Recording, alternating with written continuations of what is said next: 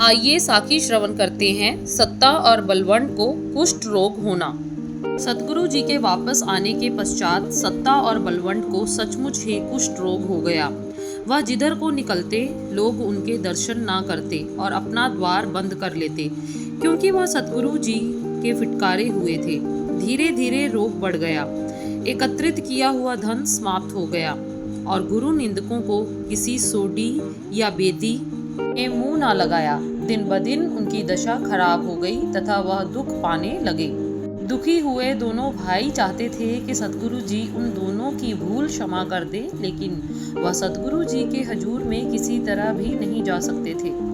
गुरु जी ने हुक्म किया था कि जो भी कोई इन दोनों की फरियाद करेगा उनका मुंह काला कर दिया जाएगा, जिस कारण कोई भी सिख डरता हुआ सतगुरु के समक्ष विनती ना करता।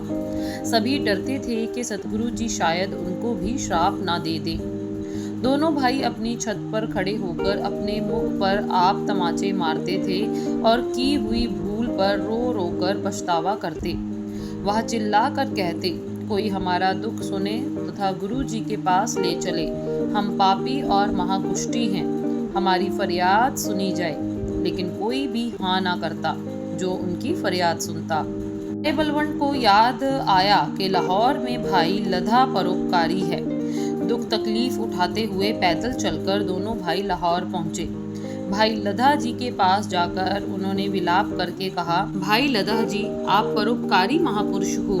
यह तो आपने सुन ही लिया है कि हमने सतगुरु अर्जुन देव जी पातशाह के हजूर निंदा भरे वचन बोले हैं। अहंकार और लालच ने वृद्धि भ्रष्ट कर दी थी। हम अंधे और बहरे हो गए थे। सतगुरु के वचन अनुसार हमें कुष्ठ रोग हो गया है। हम अत्यंत दुखी हैं। कृपा करें और सतगुरु जी से भूल क्षमा करवा दें। इस तरह विनती करते हुए वह रोते तथा पीटते गए। तब भाई लधा परोपकारी के मन में दया आ गई। उन्होंने वचन किया, अब आप जाएं। मैं कल सतगुरु जी के दरबार में स्वयं हाजिर होकर प्रार्थना करूंगा और आपके लिए क्षमा की भीख मांगूंगा। आशा है कि सतगुरु जी मेहर के घर में आएंगे।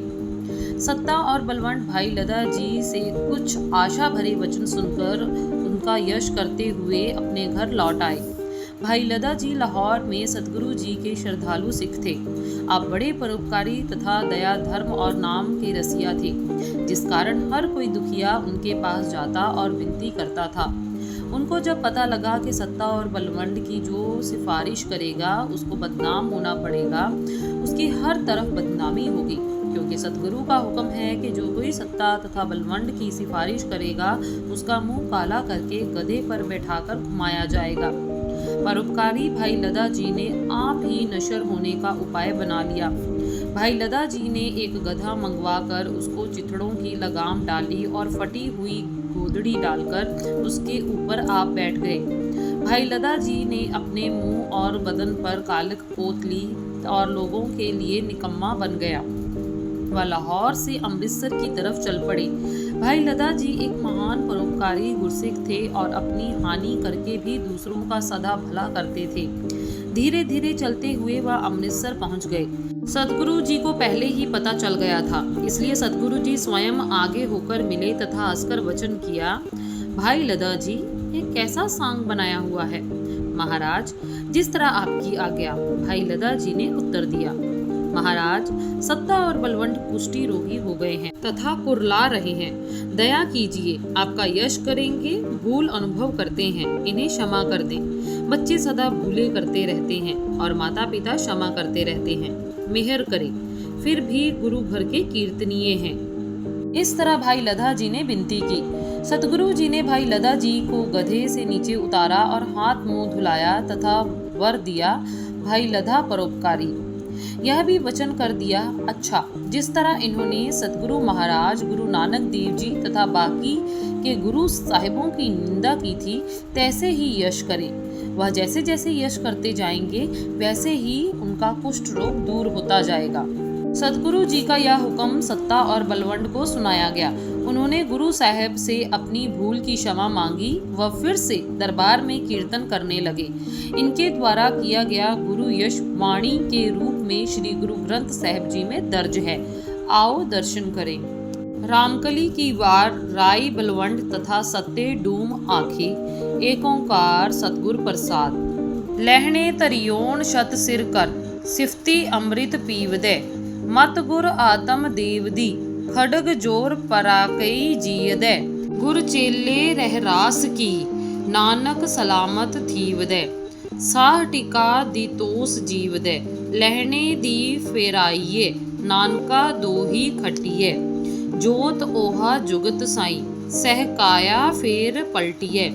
झूले सो छत निरंजनी मल तखत बैठा गुर हटिए। करह जे गुर फरमाया सिल जोग अलूनी चटिए। लंगर चले गुर शब्द हर टोट ना आवे खटिए। खर्चे दित खसम दी आप खहदी खैर दबटिए। होवे सिफत खसम दी नूर अरसों पुरसों चट्टिए। तुद डिठे सच्चे पातशाह मल जन्म मरण दी कट्टिए।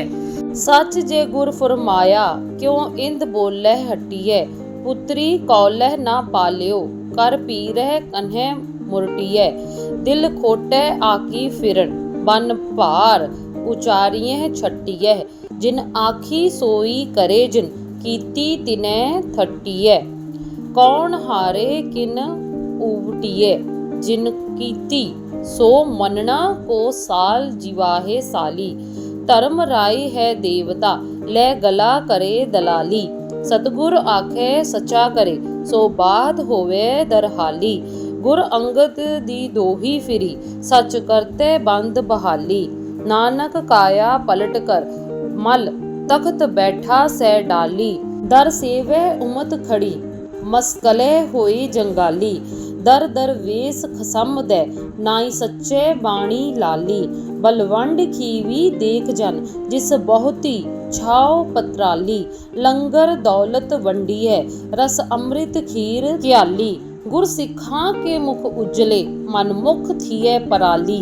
पै कबूल खसम नाल जां काल मरदी काली। माता खीवी सह सोई जिन गोई उठाली। होरियों गंग बहाइए दुनियाई आखे के क्यों। नानक ईसर जगन्नाथ उचहदी वैन वीर क्यों। माधाना पर्वत कर नेत्र बासक शब्द रिड़ क्यों। चौदह रत्न निकालियन कर आवा गौण चिलक्यों। कुदरत एह बेखालियन जिन एवड पिड़ ठिणक्यों। लहने तरियोन शत्र सिर असमान कियाड़ा शिक्यों। जोत समाणी जोत माह आप आपे सेती मिक्यों। सिखा पुत्रा कोख कै सब उमत वेखे जिक्यों। जा सुदोस ता लहना टिक्यों। फेर वसाया फेरुआण सतगुरु खाडूर। जप तप संजम नाल तुद होर मुच गरूर। लब विणावे मानसा ज्यों पानी बूर। बारियह दरगह गुर की कुदरती नूर। जित सो हाथ न लबई तू आवे ठठूर। नौ निद नाम निदान है तुद विच भरपूर। निंदा तेरी जो करे सो वर्णह चूर। नेड़े दिसे मात लोक तुझ सूझे दूर। फेर वसाया फेरुआण सतगुर खाडूर। जो टिका सो बहना सोई दीवान। प्यो दादे जेवहा पोता परवान। जिन बासुक नेत्रै कतिया कर नेही तान। जिन समुंद विरोलिया कर मेर मदान। 14 रत्न निकालियन की तोन चानान। घोड़ा कीतो सहज दा जत कियो पलान। दणख चढ़ाइयो सत दा जस हंदा बाण। कल विच तू अंधार सा चढ़िया रहबान। सतह खेत जमाइयो सतह शावान। नित रसोई तेरिए कित मैदा खान। चारे कुंडा सोजियोस मन मह शब्द परवान। आवा गौण निवारियो कर नदर निशान। अवतरिया अवतार लै सो पुरख सुजान। चखड़ वाओ न डोलई पर्वत मेरान। जाने बिरथा जी की जानी हूँ जान। क्या सालाही सच्चे पातशाह जां तू सुगड़ सुजान। दान जे सतगुर बावसी सो सतै दान। नानक हंदा शत्रु सिर उमत हैरान। जो टिका सो बहना सोई दीवान, प्यो दादे जेवहा पोतरा परवान। धन धन रामदास गुर, जिन सिरिया तिने सवारिया, पूरी होई करामात, आप सिरजनहारे तारिया। सिੱਖੀ ਅਤੇ ਸੰਗਤੀ, ਪਰ ਬ੍ਰਹਮ ਕਰ ਨਮਸਕਾਰਿਆ।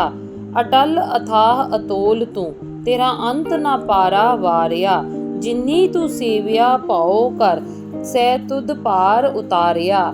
ਲੱਭ ਲੋਭ ਕਾਮ ਕ੍ਰੋਧ ਮੋਹ, ਮਾਰ ਕੱਢੇ ਤੁਧ ਸਭ ਪਰਵਾਰਿਆ। ਧਨ ਸੋ ਤੇਰਾ ਥਾਨ ਹੈ, ਸਚ ਤੇਰਾ ਪੈਸਕਾਰਿਆ। ਨਾਨਕ ਤੂੰ ਲਹਿਣਾ ਤੂੰ ਹੈ, ਗੁਰ ਅਮਰ ਤੂੰ ਵਿਚਾਰਿਆ। ਗੁਰੂ ਡਿਠਾ ਤਾਂ ਮਨ ਸਾਧਾਰਿਆ, ਸਾਰੇ ਜਾਗੇ ਚੌ ਜੁਗੀ, ਪੰਚਾਇਨ ਆਪੇ ਹੋਆ। ਆਪੀਹ ਆਪ ਸਾਜੀਓਨ, ਆਪੇ ਹੀ ਥੰਮੈ ਖਲੋਆ।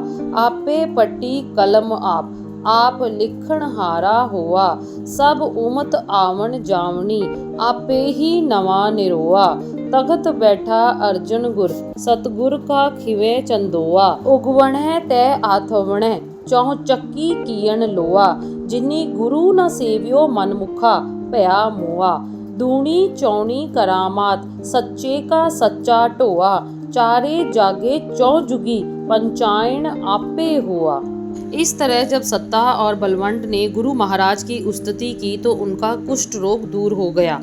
भोग डाला गया तथा अमृत सरोवर में स्नान किया और वे तरोताजा शुद्ध हो गए। वह पुनः गुरु दरबार में कीर्तन करने लग गए। लेकिन सतगुरु महाराज जी ने हुक्म दिया कि आगे से तमाम सिख राग तथा साज विद्या की शिक्षा प्राप्त करें तथा गुरु घर में हर कोई श्रद्धालु कीर्तन कर सकता है। रबाबियों की अजारेदारी को समाप्त कर दिया गया। वह इसलिए कि कोई शिकायत देकर कीर्तन करने से आकी ना हो। यदि रागी या रबाबी ना भी मिले तो भी कीर्तन होता रहे।